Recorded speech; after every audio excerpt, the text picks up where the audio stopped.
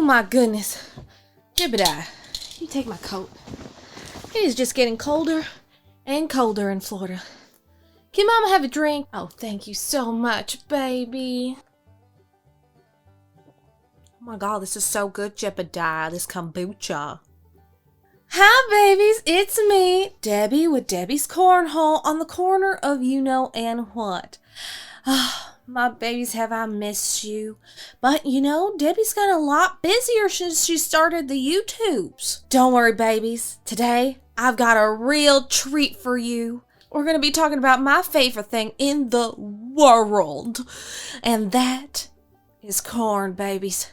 That's right, we're going to be talking about corn farming in Florida. It is not widely known throughout the world that Florida is a wonderful place to grow corn, specifically sweet corn, because we're just so sweet here, aren't we, babies?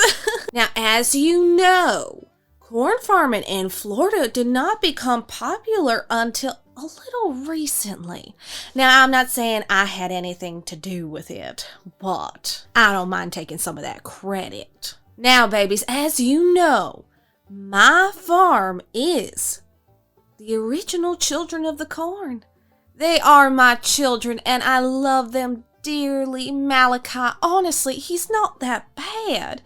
He's just a misunderstood boy. Isn't that right, Jebediah? Yeah, sometimes Jebediah and his brother get into a couple of arguments, but at the end of the day, they're family, and family doesn't kill each other. A lot of people don't understand, babies, that corn is delicious. They say that it has no nutritional value, but they do be wrong. Corn is one of the most beautiful things that you can eat in the whole world. The golden crop of joy, sweetness, saltiness, and everything in between. It has so many uses and provides so many people with so many things. So what's not to love about corn? There are over 37,000 acres of sweet corn farmers here in Florida. But Debbie's probably the best.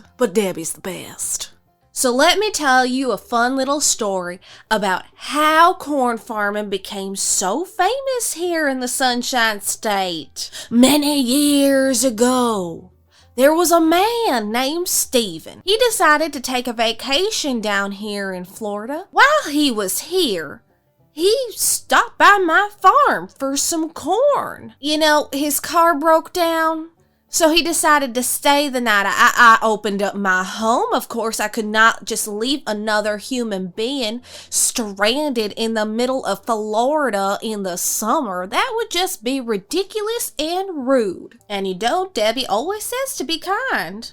So we got Steven all settled up in his room. He didn't want to eat dinner with the family because, you know, new spaces, new people, I understand. So I gave him his dinner at the door. And of course I made sure to lock his door because, you know, sometimes Malachi gets night terrors and he starts screaming in his sleep.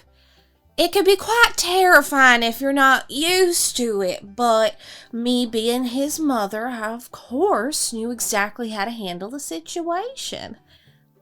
You lock him in the room. I decided, you know, maybe I should go take a walk in the cornfield. When I saw my son Malachi running through those fields, and he started screaming, "Outlander, Outlander!" And I was like, "No, baby, it's me, your mama, Debbie." And he calmed down. But you see, Malachi was just so tired from putting up all those scarecrows the night before.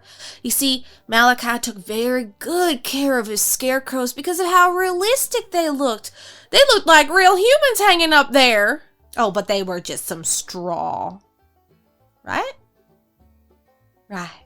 The next day, Steven came downstairs and he started talking to the family, almost like an interview. Honestly, I thought he was a journalist and he wanted to put my farm in the paper. At least that's what I was hoping. But all of a sudden, this book came out. Children of the Corn in 1977. Who would have known little old Debbie's kids would have become famous? All because of a nightmare. Later on, me and the kids found out that Stephen was some famous writer from Hollywood. And there was even a movie. And that is when corn became famous here in Florida. Now, a lot of times people don't understand where Stephen got the idea from, but he came back very often. Sometimes he would just walk into the cornfield with Malachi for hours and hours and hours, and he would come back and his eyes were bloodshot, probably from crying over the beauty of the corn. Happens all the time to the best of us. You just get overwhelmed from the presence of the glory of corn. A lot of people don't have faith that Florida can grow amazing corn, but if you remember my first video, babies, you know that corn is one of the most plentiful things here in Florida. Agriculture is pure, nice, rich, mucky soil to grow all the things you could desire. And I have the help of all of my children. Oh, isn't that right, Jebediah? That's right, baby. So, growing corn is really easy here, especially because I'm Debbie. And I have the magic touch with all the corn. The corn goddess constantly smiles upon my crops. So I do have the best corn here in the Sunshine State. Don't you forget it. But I want to say thank you, babies, for joining me again for Debbie's Cornhole on the corner of you know and what. I'll see you next time, my babies. Goodbye. I love you.